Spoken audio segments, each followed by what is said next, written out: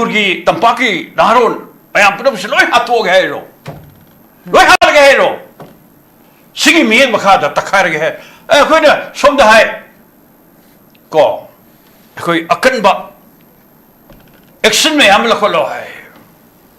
Aduga Koi Manipuri Tampak the Susan Kamusing share Masi Aduga Cookie narco terrorist Kamukulaga Landas soon with Teba. Adamadan soon with Trivene Makan Makakayagi Hanbadium Sati Tabak Mayama Moy Satakare Rocket Capsule and Moiranga Adulena Akogi drone Sinava Adulena Mikaya Hatkiwaka Obamayam Yum Sigal as I mount Hyderiton. So ma'am some Senator Labor Aduga Akogi Miam Tenderi Kudung Tina or Punsi Tapaki Miam or Pestashi the D. Aquina Toya Lawi So Sano Porono Adulena Akoi state of Lan Maramorka, the quick mangi with time am singing the parliament, the state assembly, the county special package of happened. We have a tongue, I haven't told you. I don't know what land share. Could the direction be? Prime Minister Garan Mizoram, the queer lie, Mamizoram the Kongani. What of the Mizoram share? Men Mardel, even Mizo, Kamusing, Sigi, Mayama, the Puzalakana, Matama the Laltenga, the Sipmini, Mama Samak, Matumalahogi, Makoksu Erga, Satamatamda, the woman Matam to give Mizoram, Sarkarna, Adagumba, get down to give an able. Yankana, Moibo, high the other, the guitar to give, let us see it to Minamaya, later, and Pazanatore. Other Mizoram, Masamak Sabas, Mapani, foreigner, Menmari, Lapokedo, Mayampanamak said, Lower, foreigner, Eki Makada, Recordore, Loktopa, Lokto, it's a terridina. Kui Manipur Sikadori. See Yamulu and Torini. Menmar Masamam Menmar Ilakum, she was Sinowato, Gado, Pico, teething at the Hana, Adumba, Yamatina foreigner, Mapani, we took me, I'm sorry, Kando, Hidena, Lower Sisha, so we show Modorini, but I'm the Sarkar, not of the above. Stepping out of him to a center of to ever. It isn't Jerke. The River Bestaka, the Ying Assam BJP in Little Sarkar, was it Hortori, Boy Sarkar, Lakpayaga, Heinerish. Was it Baruina, Mizoram, Assam Sarkar, say, must say, me took my am Kando for the match champion, whatever. She took my am, she told him. I don't know, I take the BJP Center Sarkar Pais, I Bengal, let me talk Matam, the center direct go. I don't know, being Sangeva. Question the Sangri. Kari Nova Kari, Marami Nova, question Mapangi, Mito, Lakaya, no Topum Tokwa, Madunako demography, the Yam Satin, Solkadova, Kudong Iowa, delimitation Torba, Tampaki Kendra, Marimakadova, Suma Bastami, I'm saying, she Punamaxi, Akoi, I'm so Lanjoma, Adum Sarkar died the loader of the Madu Patun to Imo, Satarakadoine. Yes. Adupunamaxi, Akoi Baro Sarkas, Manipur, but say, Akoi am a pick state, a many high Torakada Magi, Taliba, Toriba, sing Shepherd, sometimes my union, Akoi territory, not Ragada, Fogi, Tonganba, Akoi my Magi, separate district council, do Dagana, Sheme Monga, Kukigi, was it Talis, separate administration. See, pinning me Monga Mal, separate administration, give champion Oriba, Nipsak Kipsen. More the deputy chief minister, come I happy no. Sang Namuk call. Megitari Humdagi Lan Mungusumadum, cabinet mentri. File processed away. Adu later Moina Pamba walk top me am do, sanction tap top my ampike. Sinisum me am sate. Adumatata, Nasidi, a koi go, La Loribu Campus, Baro Sarkar, quite again, Naxana Moruki Monda, Moidaman Tripi, anything kind of ambition. Aduga, Excel am the low there. I have seen I know the shop with hygienic in the music tea. Tangai for the music, Lamhan become wishing Shakara Takaider dear. Lamhan become with a Takaider dear. Some Tadle Viaro, Quayle Pak said, Tum the Mangadorin. Laga Kanda, Moi Lakpa, Sanjalapa, Mapandi, Aduga. Some yai, that was a Tongan state, and we Tongan Bay Union territory. Separate administration, Shida, Nasi Handopa, some lady. Canadimanta, and wherever starts Swida, Nasidi, a hoi, yam seriously. Go, akan bareng singnarakanda sum prajana pamiba wakhalon me se kari no kharam thoi haidan torkanda ko ngarang Wangjing gi thokre yam pende miyam bu nang bhara kanda namduna ko pikraba video gi office ma sangabada ai yaw de ya de gain to bodagi thokpa thokduk to madu yamna ko gi tamthiba mong gi sajadaman ado hayeng khongjom de miyam bu dam haire hayeng khongjom de the chief minister MLA sing yawinu haire ba boycott tawni haire ba ado moi satya de ra sasaladi mi kyam sidori yes mi kyam hatori si akiba maneba yes masidi hore ai sum sujik la ko dum ko nu mamangda police ka security personnel sigai bai ben naharo lising kaya gi inobada ko asopan mayam yoromani ai makhon nu khu makha da lepa ta baneba yam asopan yoromaneba ado hayin khongjom de ai satya de MLA mayam yaudia de Mian Pamdrba BJP Lingak se Mian boycott tore hai matam de khoi singnani haibduna te Mian Pam si kaino khanasi khanaraga kai tok sige natragana tumin election center sreida khoi adu Narendra Modi da thongna leina lingje leina manipur gi problem se solution ma porna ba noina sanari ba adu lawtu na ba adu mayam se masi yam thuna lotion bidna manipur ingna tapna tung shanti wer hen biu ga haiba wafam se pura kanda koi bharat ki prime minister se khudak ta ma bu ko da bani khudak ta ko mayam si famina kanda political solution am por no se yam tai pa da ba por moel na tra sum lan ma ka cha cha ba da ko miyam gi shu oi ja ba leiroi he mang yes ko ju ju leiri ba issue siga ngasi thamjari topic si kamai yeng be khoi ki asigi ꯑꯩꯈꯣꯏꯒꯤ topic asi yam maroi ba mani madudi ngarangi Wangjing gi thokdok madura yam sathi film ka mayu na ki ba adu hayeng asi April gi tarik kun doi yam itihasik oira ba Manipur gi ningtam bagi aroi ba landfam haitare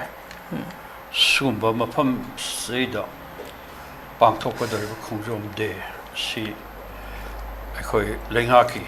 maikei dagi maroi de BJP gi sarkar pairi kangbu gi chief minister MLA sing mayam amata yawba yaroi haidana boycott tawgani haibagi khongjang si yamaroi ba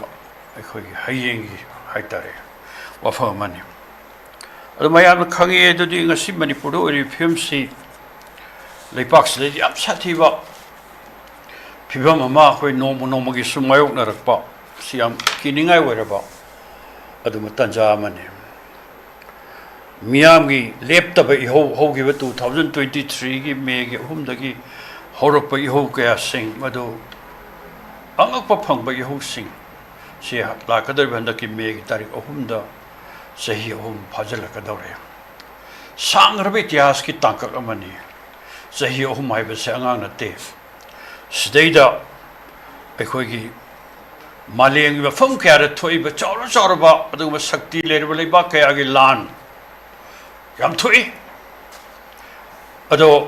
mathang khara tor ma ga lep khi ba ingdagi ba kai do ba puna makse mayam punam khangnari ba Merang Nahanda Marway United States of America Amad Iran Anigi Yam Satiba Tokiba Lanfam Madu Pakistan Horse or Kandawari Sabagi Ama Adhikitang Nemdabagi Tanja Adugulenana Ukraine Gilanse more than Sahi Mari and Farava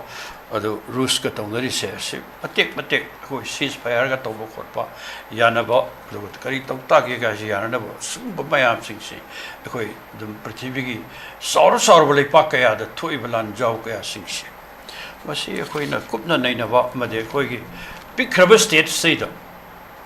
Sahi whom Chupna Haitare Sanjaleva Khongjom Mayam Singse Masing a Sibhawada solution of the Porpangam Dabo Yahom the Nindam Mangam Dabo Hen a Kankalakpa Hen May Horokpa hen han mang ta na lambi lak bo suma besta se se ya kini ngai po ma ne bayam khangi ma du di zile sei da ekhoi 2023 gi me hum da horok pa se masada yum lishing taret ka chanipan maudra ga mari mang ta khra bani mai tha re lut makan hozik awa ba ke mai ona o music se relief came to more than 58,881 si am sathirim ni ko lishing tara mu ta gai moi gi mai na khra hanjan gare hari se adobo hozik lishing fu mu ki na ya da moi gi mayum hanjan da na relief came to idb gi awa pun si ya ubiri bene swaida nasidi bere linga na matam magi maduna kaisu tobungam da badagi center na bere nang to haidana to hollaga yam sang na ikoi president mun chalai ro re pr manungi sason lai ro re adu tangai phadana pr sum sathadri labidi yadabri na constitutional oi ba debt law ko la ka do ba sum tanja si lak padagi tangai phadana sarkar ama adu center na ji cabinet chief minister adu deputy chief minister ani adu cabinet mantri ani ma tarka da moi mangagi oi sarkar expansion to bangam de portfolio ni thino aina en thopangam de adu loina tongan ba khoi gi moi pai ri thabak sing se kana na kana mai tori no maram da khante subatan jas de da nasidi khoi le pa ki miam gi thengari bu khudong ti meam sing se ko hola doini ing batapa por ai doini haidna ai to goda bi hanan batabakti head chief minister waisak matung da man hari se relief camp de le miam khoi mai da hanjan ba panchayat election yam thuna pangthok ram phona ba adugu loina adugu ba leipa sigi leiba chathok chasin free movement yadri se yan ba si yam thuna tawrani hai ado miam yam harawi ano chief minister ma lak bada kaino khara taw do re adubu laibak thiri di khoi free movement nei se masi ihan bada ba jiri bam chale asam gi vote khombaga ko bjp election campaign ga chara da chalo re adubo jiri bam da sat pase sipai khokmi lanmi kari kara moili sing ka ya ma pur sale ado jiri dagi asam dagi halakpa matam da hai aina sapada di kana su kisu tarukte mayam chatpa yaramni gain law adubo laibu khibati cm tarik taruk da halakpani taruk ki ahing nongalam daida akhoi gi tare heksan khal ki pung amaga khare halakpa daida di adugum ba akhoi gi torong lobby da angang pikraba sahi tha taruk ki manga gi amaga sahi manga gi angang amaga bom kapsalak na hatok pire mama do thina soe khoshaner miana fuzalo no security later in madu kai thina bangam dribino hair buka da de madu songshalo law bu khong kangbu sinda kap therak ter moy humam sa tok pire si hore ko la jaw si la je hore ko kari kara da jiri chalaga mi manga hale ai samjan jage bathang da buka ukhul senapati chale no ala pada madu reaction ko bathang la do ukhul da mi khoi gi moy masen khoi kuki ga adu loina naga ga kapna matam da security force am hale adu loina mu senapati dagi bathang tholpa kanda muka ukhul chale ukhul phajana chale adu no ni kanara kanda di moy ani amasu ara pa gari me am da attempt or kanda kuki la ro terrorist kamuna naga ani makap thekna hale sina maram war kanda hojik koi UNC na hojik shut down tawri naga area bro ban tawri ado sigar sikari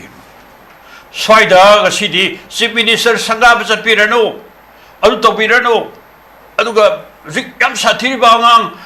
ahum angani hatkibagi badugi asumbo wayen putho mo tawri phau crack down to adu to gai mayam law mayam si mata de mayra pai bi lasing na zik patang lepa litana lawri khongi adu gole tawri adu amuka haire badudi chief minister ko pham thado haire adu gole amuka cm di kari haire ma de ko mayam na pam da chief minister mayam saunai ta jase masai dai sangaba adu gole jatra hunba adu gole adu ko mayam si yong to ya de hai de na ma de sat na bo no mathang jiri sangare kya ma tawre okul do khara sangare madugi tongan ba sanction authority adu da kari kram ma marang khang pot de mai plate ma maming thar ka da thepado adu khak mayam pudam ma de ma khara hayeng wai sie moi dra ka da le hor doi ne khanja ba adu mai to adu wangjing wa sile wangjing ki video office mayam pudam chief minister pinu lak pinu hare khara amra ma gi worker sing bjp gi koi mai ven sing thajala kan lao hui nga kani hai adu wangjing gi video gi office bu ko chief minister de tre sangabi adar bro chief minister de tre sangabi adar bro jiri de mayam sangai de cm de tre adar bro okul sangai adar bro tra ma success exactana nuaina cm gi banglo de phamnur le rakanda adu virtual adu loirane electronic media si sin rakanda dak long to kan da in udghaton to bia da ba plate to hangdok pe ya ba yam lai re jikti adu ma sa sa trdia de lupa crore ka khoro so dria de ai miam da masidi ma sap san miam da sing na bai mong la e ba yes sin mar mor kan da hore miam se adu mar mor kan nga si di ngarang di ko kayam soe adu le na makhan kaya gi adu ba besta miam sing se faida nga singi leingak na 미양이 혹시 숨 잡통나 바톤 도고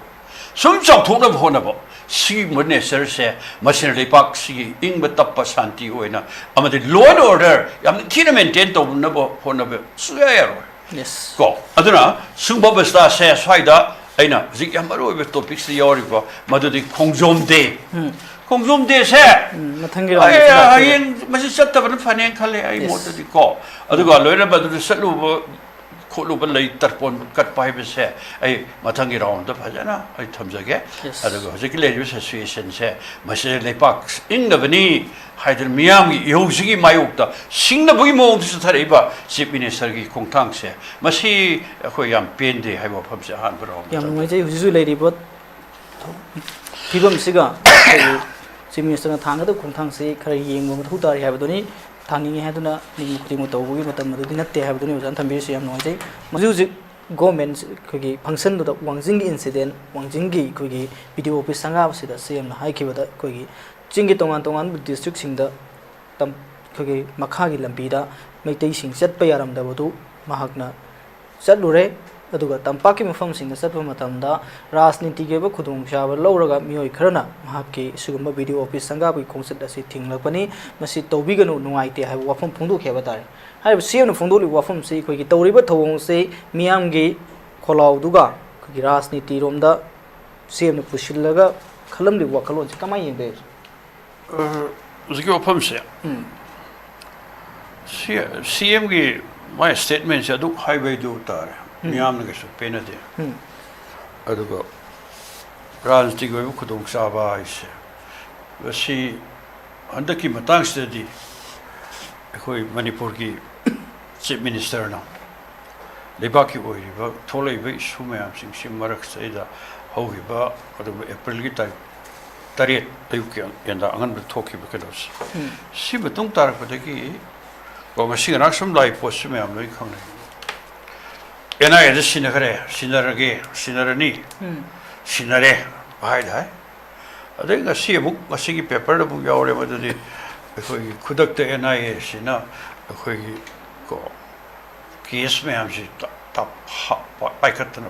hari ba miga da father khotna to bogi wafam me am singduri khudak te obia po da ter mu ai yes mayan pam ji kaino pikhr manipur si thokwa angani hatpagi thodo si enai natrasu khoi state force na irai lai fabia da brava si miyam wo hangni ji phawbadi wafam si to sep mok law da sarkar ji karim ta tawun dei re adu to mayam pram na hai madudi ji yam sang na me gi tarik hum dei no ji phaw le palaitan landara iba ko sin koki narco terrorist kambu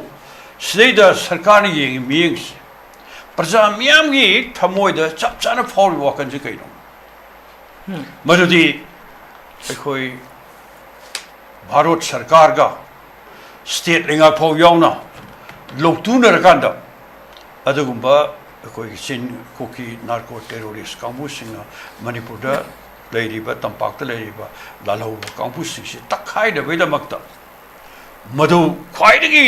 ꯑꯐꯕ ꯈꯨꯠꯂꯥꯏ ꯑꯃꯅꯤ ꯍꯥꯏꯅ ꯁꯤꯖꯤꯟꯅꯕꯒꯤ ꯃꯑꯣꯡꯗ ꯁꯨꯝ ꯆꯠꯊꯔꯦ ꯍꯥꯏꯕꯁꯤꯅꯦꯕ ꯑꯗꯣ ꯁꯨꯝꯅ ꯁꯨꯝ ꯆꯨꯝꯈꯠꯂꯛꯏ ꯅꯣꯡꯅꯤꯁꯦ ꯉꯔꯥꯡ ꯅꯍꯥꯟ ꯃꯌꯥꯝ ꯇꯥꯟꯅꯩ PDFꯀꯤ ꯀꯥꯡꯕꯨꯁꯤꯡ ꯇꯧꯔꯀꯥꯟꯗ ꯑꯩꯈꯣꯏ ꯕꯣꯔꯗꯔꯗ ꯑꯦꯔꯤꯌꯥꯗ ꯀꯣ ꯍꯥꯟꯅ ꯁꯨꯅꯕ ꯃꯩꯇꯩ ꯂꯥꯜꯍꯧꯕ ꯀꯥꯡꯕꯨꯁꯤꯡ ꯀꯩ ꯊꯣꯛꯄꯩ ꯋꯥꯔꯤ ꯑꯗꯨꯝ ꯇꯥꯟꯅꯔꯤꯗꯨꯅꯦ ꯁꯨꯝꯕ ꯃꯌꯥꯝꯁꯤꯡꯁꯤꯗꯩꯗ ꯉꯁꯤꯗꯤ ꯑꯩꯈꯣꯏ ꯃꯤꯌꯥꯝꯅ ꯍꯥꯏꯔꯤꯁꯦ ꯀꯩꯅꯣ ꯀ꯭ꯔꯦꯛ ꯗꯥꯎꯟ ꯇꯧꯔꯣꯁꯦ ꯍꯧꯖꯤꯛ ꯄ꯭ꯔꯖꯥ ꯃꯤꯌꯥꯝ ꯄꯨꯝꯅꯃꯛꯅ ꯃꯄꯥꯟꯗꯒꯤ ꯂꯥꯛꯄ ꯃꯔꯨꯑꯣꯏꯅ ꯀꯨꯀꯤ ꯅꯥꯔꯀꯣ ꯇꯦꯔꯣꯔꯤꯁ ꯀꯥꯡꯕꯨꯁꯤꯡꯁꯦ ꯃꯁꯤꯅ ꯁꯥꯡꯉꯕ ꯆꯍꯤ ꯈꯔꯒꯤ ꯃꯅꯨꯡꯗ ꯆꯠꯊꯔꯛꯏꯕ ꯃꯣꯏ ꯌꯥꯝ ꯁꯥꯊꯤꯕ ꯑꯗꯨꯒꯨꯝꯕ ꯈꯣꯡꯊꯥꯡ ꯍꯥꯏꯇꯥꯔꯦ ꯁꯤ ꯄꯨꯝꯅꯃꯛꯁꯤ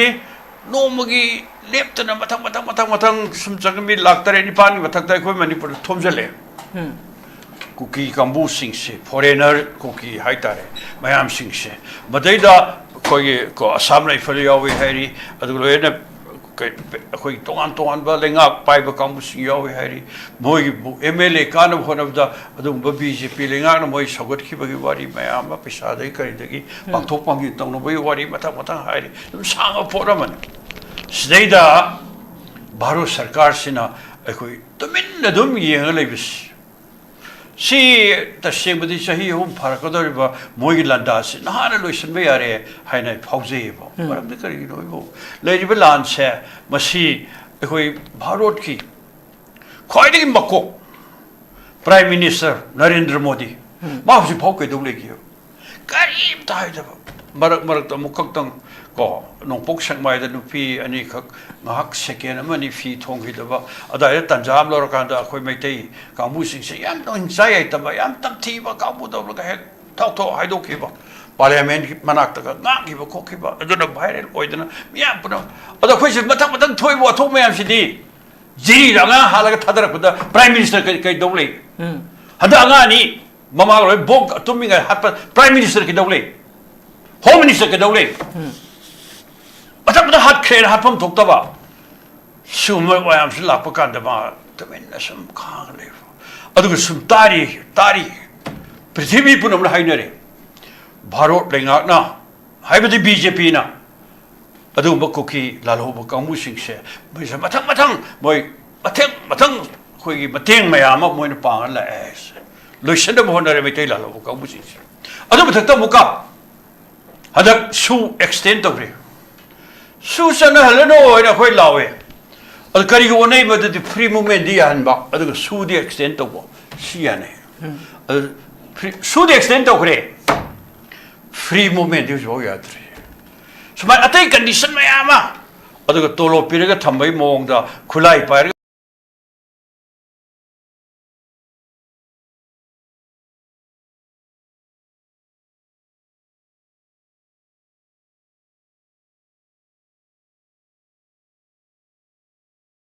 ꯃꯅꯤꯄꯨꯔꯒꯤ ꯇꯝꯄꯥꯛꯀꯤ ꯅꯍꯥꯔꯣꯟ ꯃꯌꯥꯝ ꯄꯨꯝꯅꯃꯛꯁꯦ ꯂꯣꯏ ꯍꯥꯠꯇꯣꯛꯑꯒꯦ ꯍꯥꯏꯔꯣ ꯂꯣꯏ ꯍꯥꯠꯂꯒꯦ ꯍꯥꯏꯔꯣ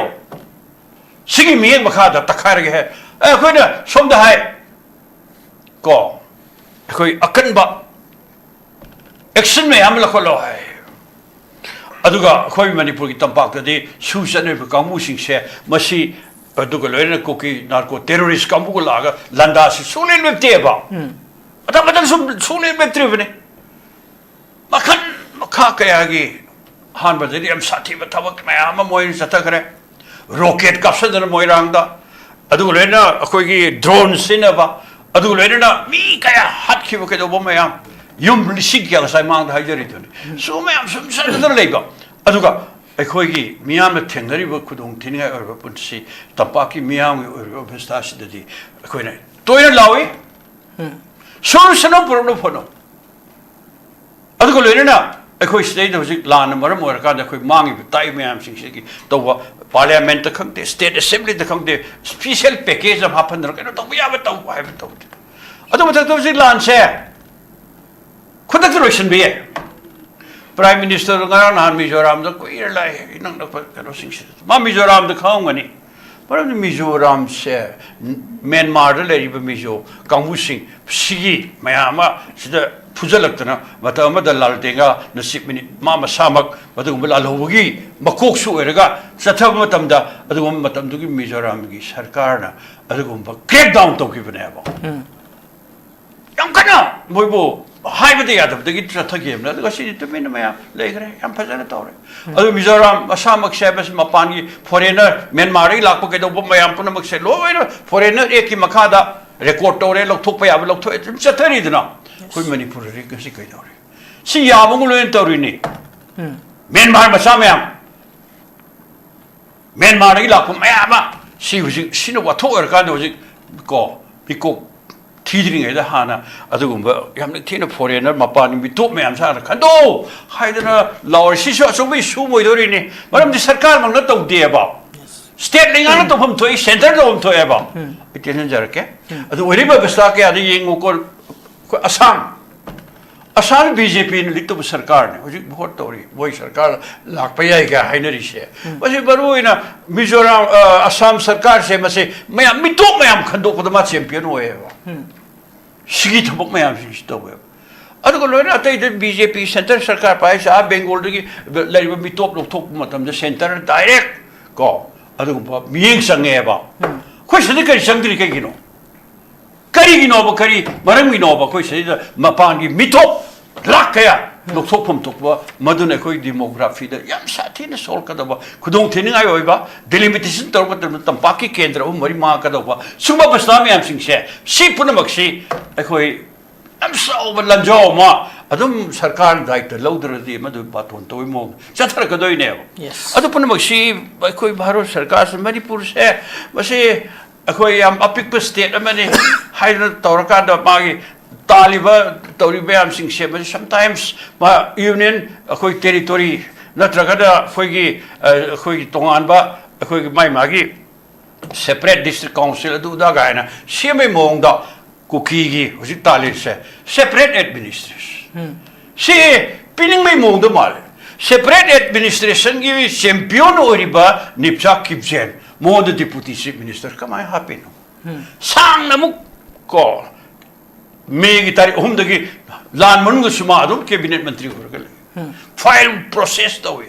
ꯑꯗꯨꯒ ꯂꯩꯔꯒ ꯃꯣꯏꯅ ꯑꯄꯥꯝꯕ ꯊꯕꯛ ꯃꯌꯥꯝꯗꯣ ꯁꯪꯁꯟ ꯇꯥꯞ ꯇꯥꯏ ꯇꯧꯔꯒ ꯊꯕꯛ ꯃꯌꯥꯝ ꯄꯥꯏꯈꯠꯂꯦ ꯁꯤꯅꯆꯤꯡꯕ ꯃꯌꯥꯝ ꯑꯃ ꯆꯠꯊꯩ ꯑꯗꯨ ꯃꯊꯛꯇ ꯉꯁꯤꯗꯤ ꯑꯩꯈꯣꯏ ꯀꯣ ꯂꯥꯜꯍꯧꯔꯤꯕ ꯀꯥꯡꯕꯨꯁꯦ ꯚꯥꯔꯠ ꯁꯔꯀꯥꯔ ꯈ꯭ꯋꯥꯏꯗꯒꯤ ꯅꯛꯁꯟꯅꯕ ꯃꯔꯨꯞꯀꯤ ꯃꯑꯣꯡꯗ ꯃꯣꯏꯗ ꯃꯟꯇ꯭ꯔꯤ ꯄꯤ ꯑꯦꯅꯤꯊꯤꯡ ꯀꯥꯟꯅꯕ ꯃꯌꯥꯝ ꯄꯤꯁꯜꯂꯦ ꯑꯗꯨꯒ ꯑꯦꯛꯁꯟ ꯑꯝꯇ ꯂꯧꯗꯦ ꯑꯗꯨꯅ ꯑꯩ ꯌꯥꯝ ꯁꯦꯡꯅ ꯑꯩꯅ ꯂꯣꯏꯁꯤꯜꯂꯛꯄꯗ ꯍꯥꯏꯖꯅꯤꯡꯉꯤꯗꯤ ꯍꯧꯖꯤꯛꯇꯤ ꯇꯉꯥꯏ ꯐꯗꯅ ꯍꯧꯖꯤꯛ ꯂꯝ ꯍꯦꯟꯕ ꯀꯥꯡꯕꯨꯁꯤꯡꯁꯦ ꯈꯔ ꯇꯛꯈꯥꯏꯗ꯭ꯔꯗꯤ ꯌꯥꯔꯣꯏ ꯂꯝ ꯍꯦꯟꯕ ꯀꯥꯡꯕꯨꯁꯦ ꯈꯔ ꯇꯛꯈꯥꯏꯗ꯭ꯔꯗꯤ ꯌꯥꯔꯣꯏ ꯁꯨꯝ ꯇꯥꯗ ꯂꯩꯕ ꯌꯥꯔꯣꯏ ꯑꯩꯈꯣꯏ ꯂꯩꯄꯥꯛꯁꯦ ꯇꯨꯝꯗꯅ ꯃꯥꯡꯒꯗꯧꯔꯤꯅꯤ ꯂꯥꯛꯑꯒ ꯀꯥꯟꯗ ꯃꯣꯏ ꯂꯥꯛꯄ ꯈꯣꯠꯄ ꯆꯪꯁꯤꯜꯂꯛꯄ ꯃꯄꯥꯟꯗꯒꯤ ꯑꯗꯨꯒ ꯁꯨꯝ ꯌꯥꯏ ꯇꯧꯔꯒ ꯍꯧꯖꯤꯛꯀꯤ ꯇꯣꯉꯥꯟꯕ ꯁ꯭ꯇꯦꯠ ꯑꯃꯒꯤ ꯇꯣꯉꯥꯟꯕ ꯌꯨꯅꯤꯌꯟ ꯇꯦꯔꯤꯇꯣꯔꯤꯒꯤ ꯁꯦꯄꯔꯦꯠ ꯑꯦꯗꯃꯤꯅꯤꯁꯇ꯭ꯔꯦꯁꯟꯒꯤ ꯁꯤꯗꯩꯗ ꯉꯁꯤ ꯍꯟꯗꯣꯛꯄ ꯁꯨꯡꯂꯩ ꯂꯩꯇꯦ ꯀꯟꯅ ꯗꯤꯃꯥꯟ ꯇꯧꯔꯦ ꯑꯗꯨ ꯑꯣꯏꯔꯤꯕ ꯑꯕꯁꯊꯥꯁꯦ ꯁ꯭ꯋꯥꯏꯗ ꯉꯁꯤꯗꯤ ꯑꯩꯈꯣꯏ ꯌꯥꯝ ꯁꯦꯔꯤꯌꯁꯂꯤ ꯀꯣ ꯑꯀꯟꯕ ꯔꯦꯡ ꯁꯤꯡꯅꯔꯀꯥꯟꯗ ꯁꯨꯝ ꯄ꯭ꯔꯖꯥꯅ ꯄꯥꯝꯃꯤꯕ ꯋꯥꯈꯜꯂꯣꯟ ꯑꯁꯤ ꯀꯔꯤꯅꯣ ꯈꯔꯐꯝ ꯊꯣꯛꯏ ꯍꯥꯏꯗꯅ ꯇꯧꯔꯀꯥꯟꯗ ꯀꯣ ꯉꯔꯥꯡ ꯋꯥꯡꯖꯤꯡꯒꯤ ꯊꯣꯛꯈ꯭ꯔꯦ ꯌꯥꯝ ꯄꯦꯟꯗꯦ ꯃꯤꯌꯥꯝꯕꯨ ꯅꯪꯕ ꯍꯥꯏꯔꯀꯥꯟꯗ ꯅꯝꯗꯨꯅ ꯀꯣ ꯄꯤꯛꯈ꯭ꯔꯕ ꯚꯤꯗꯤꯑꯣꯒꯤ ꯑꯣꯐꯤꯁ ꯑꯃ ꯁꯪꯒꯥꯕꯗ ꯑꯩ ꯌꯥꯎꯗ ꯌꯥꯗꯦ ꯒꯥꯏꯅ ꯇꯧꯕꯗꯒꯤ ꯊꯣꯛꯄ ꯊꯧꯗꯣꯛꯇꯣ ꯃꯗꯨ ꯌꯥꯝꯅ ꯑꯩꯈꯣꯏꯒꯤ ꯇꯝꯊꯤꯕ ꯃꯑꯣꯡꯒꯤ ꯁꯥꯖꯠ ꯑꯃꯅꯤ ꯑꯗꯣ ꯍꯌꯦꯡ ꯈꯣꯡꯖꯣꯝ ꯗꯦ ꯃꯤ ꯌꯥꯝ ꯄꯨꯝꯅꯃꯛ ꯍꯥꯏꯔꯦ ꯍꯌꯦꯡ ꯈꯣꯡꯖꯣꯝ ꯗꯦꯗ ꯆꯤꯐ ꯃꯤꯅꯤꯁꯇꯔ MLAꯁꯤꯡ